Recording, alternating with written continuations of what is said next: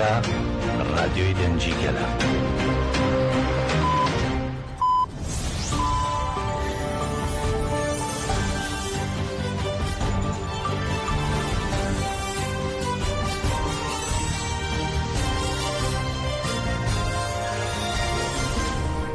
ئەم کاتتان باش بیسەرانی هێژار لا ناوەندی هەواڵەکانی ڕادیۆ دەنگی گەل بە یارمەتی هەوکارانم گەشتی هەواڵەکانی ئەمڕۆ سێشەمبە 21 کانونی دووەمی 2025 تان پێشکەش دەکەین.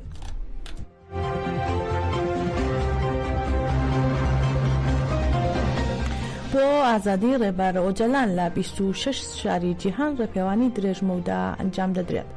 لە چوارچەوەی هەڵمەتی ئازادی بۆ بەڕێز ئۆجەلان چارەسەری سیاسی بۆ پرسی کورد ڕێپێوانەکە ئەنجام دەدرێت و ڕێپێوانەکان لە 21 کانونی دووەمەوە لە فەڕەنسا دەست پێ دەکات و لە 15 شوبات لە ستراسبورگ کۆتایی پێدێ.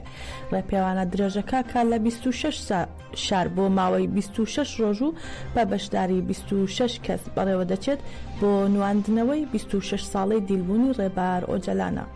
کۆمیتەی فەڕەنسای هەڵمەتی ئازادی بۆ بەڕێز ئۆجەلان چارەسەری سیاسی بۆ پرسی کورد لەم بارەیەوە ڕاگەیاندراوێکی بڵاو کردەوە و ڕایگەیان ڕێبەر ئۆجەلان سەرچاوەی فەلسەفەی یەپەژە و یەپەگە و ژنجیان ئازادیە کە دڕندەییەکانی داعشی تێکشکاند کە بەڵایەک بوو بەسەر جیهاندا.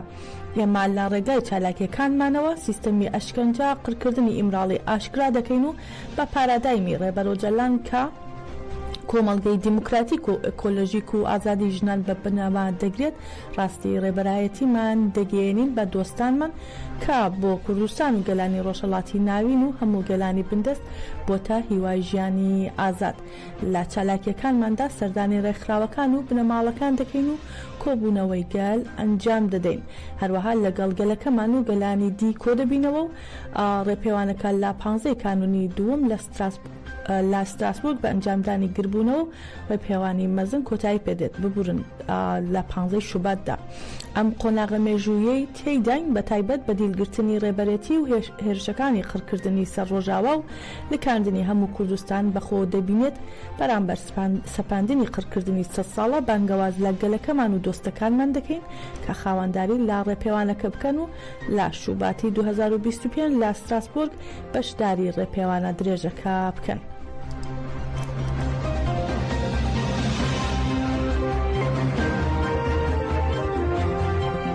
یەکینەکانی شەید هارونی سەرباهێزەکانی سووریای دیموکراتیک هەسەدا نوێترین دیمەنی چالاکی درۆنی خۆکوژیان لا دژی گروپە چەتەکانی سەربا دەوڵەتی داگیرکەری تورک لە باشووری منبەج بڵاو کردەوە. هەسەدە ڕایگەیاندووە لە چالاکیەکەدا تانگێکی دۆشکە هەڵگری چەتەکانیان تێکشکاندووە.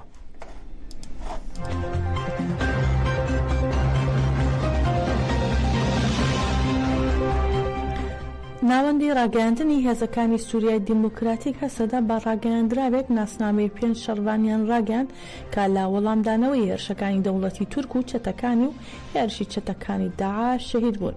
هەسەدە ڕایگەیاندووە لە کاتی وەڵامدانەوەی هێرشەکانی دەوڵەتی داگیرکەری تورک و چەتەکانی بۆ سەر هەرێمەکانی باکوور و ڕۆژهەڵاتی سووریا و هێرشی چەتە تروریستیەکانی داعش 5 شەڕوانمان شەهید بووە.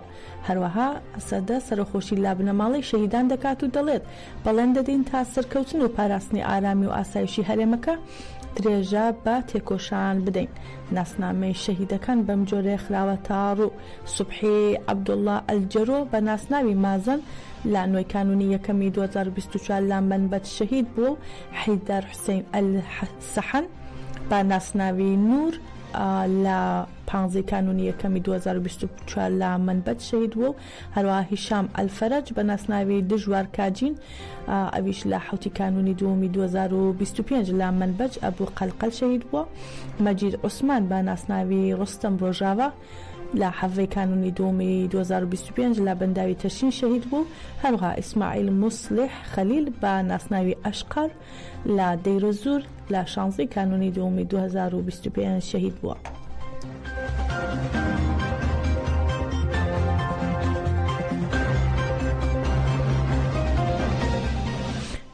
دوای دەست بەکاربوونی وەکو 47 سەرۆکی ئەمریکا مەزلوم عەبدی فەرماندەی گشتی هێزەکانی سووریای دیموکراتیک هەسەدا پەیامێک ئاراستەی دۆناڵد ترامپ دەکات و ڕای دەگەێنێت چاوەڕێی بەردەوامی هاوکاریەکانین بۆ گەیشتن بە سەقامگێری و تێکشکاندنی تێرۆر. شەوی ڕابردوو ترامپ سەرۆکی هەڵبژێردراوی ئەمریکا وەکو 47مین سەرۆکی ویلایەتە یەکگرتووەکان سوێندی یاسایی خواردو ئەمڕۆژ یەکەم ڕۆژی دەست بەکاربوونێتی لە کۆشکی سپی تاوەکو 4 ساڵی داهاتوو. دوای ئەو ڕووداوە مەزلوم عەبدی فەرماندەی گشتی هێزەکانی سووریای دیموکراتیک پەیامێکی بڵاو کردوێتەوە و دوای پیرۆزبایی لە ترامپ نووسێتی پێکەوە دەتوانین داهاتوویەکی باشتر بۆ گەلەکەمان بنیاد بنین. مەزلوم عەبدی لەو پەیامە پیرۆزباییدا کە ئاراستەی ترامپی کردووە دەڵێت چاوەڕێی بەردەوامی هاوکاریەکانین بۆ گەیشتن بە سەقامگیری و تێکشکاندنی تێرۆر و پشتیوانیکردن لە ڕۆژاوای کوردستان.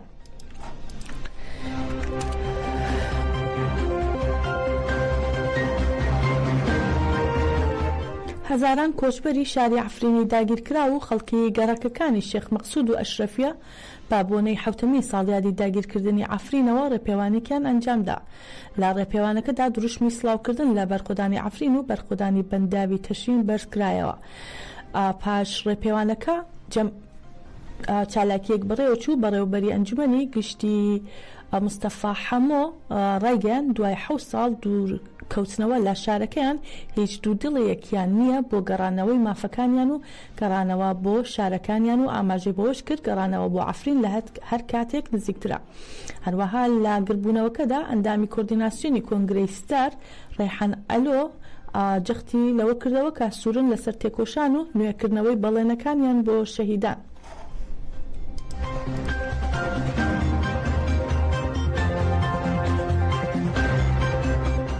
هەندامێکی لێژنەی یاسایش و بەرگری لە پەرلەمانی عێراق ئاشکرای کرد لە چوارچێوەی یاسای بودجەی گشتی بۆ ساڵی 2025 بودجەیەکی گەورە بۆ کڕینی چەکی فەڕەنسی و کۆری تەرخان کراوە. محەممەد شەمەری ئەندامی لێژنەکە لا لێدوانێکی ڕۆژنامەوانیدا ڕێگەیان دوای ئەوەی بودجە لەلایەن پەرلەمانەوە پەسەند دەکرێت وەزارەتی بەرگری دەست دەکات بە واژۆکردنی گرێبەست لەگەڵ چەند وڵاتێک بۆ دابینکردنی چەکی مامناوەند و قورس بۆ سوپای عێراق جگەل لە فڕۆکەی جەنگی و سیستەمی بەرگری ئاسمانی. هەروەها شەمەری باسی لەوەش کردووە کە عێراق پلانی ئەنجامدانی ڕێککەوتنی لەگەڵ کۆریای باشوور هەیە بۆ دابینکردنی سیستەمی بەرگری ئاسمانی بە ئامانجی پاراستنی ئاسمانی عێراق و پاراستنی لە هەر پێشلکاریەکی دەرەکی. سەبارەت بە هاوکاری لەگەڵ رووسیا شەمەری جەختی لەوە کردوێتەوە ئەو سزایانەی ئەمریکا بەسەر مۆسکۆدا سەپێنراون ڕێگرن لەوەی عێراق گرێبەست لەگەڵ لایەنی رووسی لە بواری پرچەکردنی سوپادا بکە.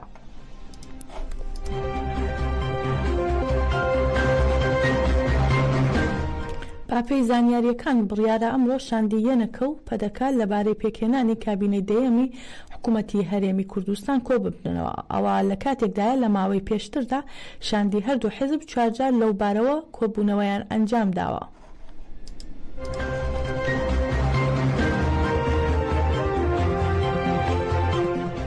ئەتهەم بارزانی سیاسەتمەداری کورد لە میانی چاوپێکەوتنێکی تەلەڤیزیۆنیدا لەبارەی ڕۆڵی قەندیل و ڕۆژاوای کوردستان ڕایگەیان ئاڵای سەربەرزی کورد لە دەستی قەندیلدایە و هەر کاتێک ئەو ئاڵایە لە دەستی قەندیل هاتە خوارەوە ئێمە دەبینە گۆشتێکی بێئێسک لە دەستی دوژمناندا.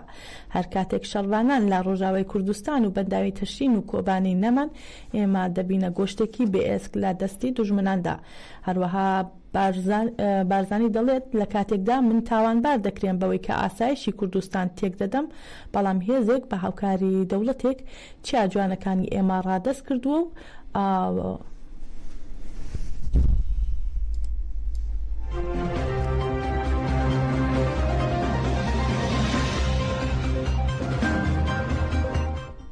کاردانەوەکان بۆ پشتیوانی ڕۆژاوای کوردستان تا دێت فراوانتر دەبێت و لەو چوارچێوەیەدا چالاکوان و چاودێرانی سیاسی لە هەڵەبجە ڕەخنەی توند لە حکوومەتی هەرێم دەگرن کە هیچ هەڵوێستێکی نییە بۆ هاوکاریکردنی ڕۆژاوای کوردستان.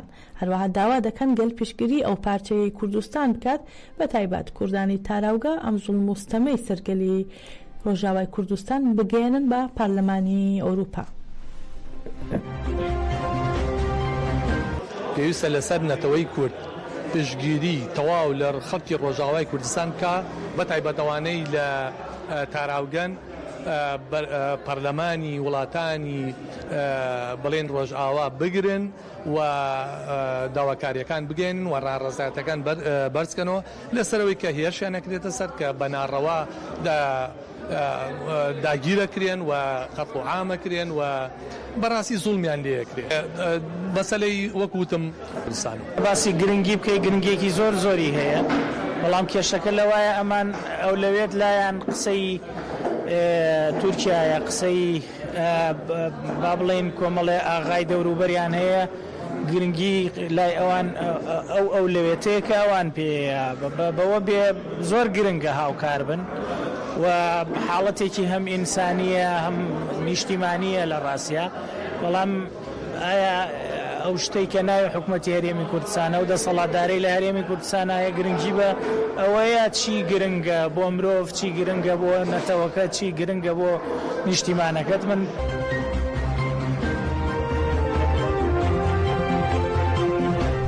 لە دوای پەسەندکردنی جێبەجێکردنی سزای لا سێدارەدانی پەخشان عەزیزی لەلایەن ڕژێمی ئێرانەوە لە ناوخۆی ئێران و ڕۆژهەڵاتی کوردستان و جیهاندا کاردانەوەی لێکەوتەوە. لەو بارەیەوە سەیران عەلی ڕۆژنامەنووسی ڕۆژهەڵاتی کوردستان دەڵێت ژنانی کورد خەباتێکی 100 ساڵیان هەیە و ئێرانیش دەیەوێت ئەو خەباتە بچڕێتەوە. ژن لە کوردستان بێتگەلەوەی کە شەڕ دەکا بۆ مافەکانی خۆی بوونەتەوە بوونەکەی خۆشی شەڕەکە، یعنی شەڕی ژن لە ڕۆژهەڵاتی کوردستان دوو شەڕە، یەک بۆ مافی ژنان و یەکیش بۆەوەی کردنەتەوەی یەکەیەتی.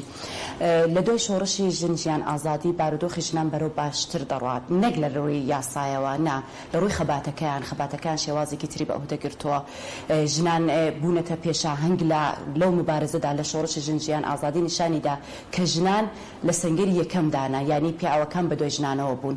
ئەمە خۆی نیشان دەدا کە ژن لەو جایگایەکەی گۆڕدراوە. ئێمە کوتمان باسمان لەسەر کرد، کوتمان بارودۆخەکان باش نیە، ژنان دەبێت شەڕ بکەن بۆ هەموو مافەکانی خۆیان، وەکو ژن کوژی تونند و تیژیەکەیە. دوای کەسێکە کە مەسەلەن دەیهەوێت گۆرانی بڵات دەسەڵات نایە لە دەنگی بێتە دەرەوە، یا ئەوەی کە بە نەزەری من بەڕای من خەباتی داهاتووی ئێران خەباتێکی ژنانە دەبێت. بۆیە نیشانی داوە ئەو ماوەی چەند ساڵەدا خەباتی ژنان کە ئەوەندە بەردەوام بوت، ڕژیم ئێران زۆر لەوەی دەترسێت، دەڵا کە ئەم خەباتە خەباتێکی ژنانەیە، بۆیەش ئەم شۆڕشە ینی ژنانە دەیکەن، بۆیەش لیان دەترسێت. ژن دەسەڵاتێکی جیاوازی هەیە، ژنانی ئێران خەریکن بەرخۆدان دەکەن، خەریکن پێشەنگ دەبن. ئێران زۆر لەو شتە دەترسێت. ڕۆژهەڵاتی کوردستان خەباتێک بەتایبەت خەباتی ژنان خەباتێکی 100 ساڵەیە، دەگەڕێتەوە بۆ مێژوو. ئەتوو هەرچاو لە خەباتی مەستوورە ئەردەڵام کە، لە شەهلا و نەسرینی کە ئەبیب کە، لە شیرین ئەلەمولی کە، ئەوانە هەموو لەو خەباتانن کە ڕژیمی ئێران بەتایبەت لەوانە دەترسێت. بۆیەش بە سەرکوتکردنی ژنان دەیهەوێت بیان باتەوە ناو ماڵەوە، بەڵام ناتوانێت پێش لەوەی بگرێت. ژنان بە خەباتێکی چەند ساڵەوە پێشەنگ بوونە، ناتوانێت بەو تونند و تیژیانە ئەم ژنانە سەرکوت کات. دەزانی چۆنە تۆ خەریکی بۆ مافەکانیان شەڕەکەن. ئەمە باز لەسەر ئەوە دەکەین کە ژنان لەوێ زۆر سەرکوت کراون، ژنان لە هەموو شتێکان مەحروم بوونە لە سەرەتاییترین مافەکانیان. تۆ مەسەلەن مافی ئەوەی هەیە کە مناڵەکەت لێ دەستێنێ، ئەوە هێزێک دەدا بە ژنەکە کە شەڕ بکە، بۆیە هەر ئەو بوارانە کۆبۆتەوە ژنان ئەو هێزان پەیدا کردووە بۆ هەموو شتێک ئێستا خەبات دەکەن بۆ سەرەتاییترین مافیان. تۆ کاتێک لە خیابان دەڕۆی بۆ لەچکەیەک دێنەوە بەرشەقت دەدەن، تۆ ناتاری دفاع بکەی لە خۆت، شەڕ بکەی، ئەو هێزت هەبێ کە دفاعی پێ بکەی کە تۆ حەقدەوەی کە بۆ خۆت جلوبەرگی خۆت هەڵبژێری، یا ئەوەی کە دەچێت شوێنێکی ئیشت نادەنێ بە تەبێەوەی کە ژنی دەڵم ناتوانانی تۆ لەوێ ئەو کارە بکەیت، چونکە تۆ ژنی ناتوانانی ئەم ئیشەت هەبێ، تۆ مەجبوری بۆی کە ئەو مافە بەدەستبێنی شەڕی بۆ بکەیت، بۆیش ئەو هێزە کۆ دەبێتەوە دەژندا. ئەمە ئەو هێزەی ژنانمان بینی، ئەمە 2 ساڵ پێش نیشانیدا دە شۆڕشی ژن.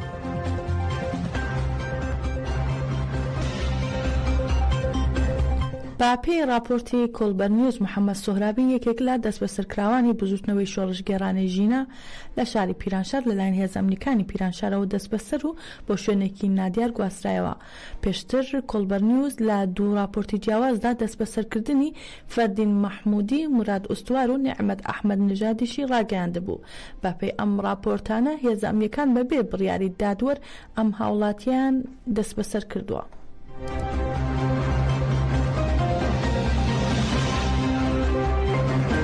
گەشتی هەواڵەکانی ئەم کاتژمێرەمان پێشکەشکردن. هەر شاد بن.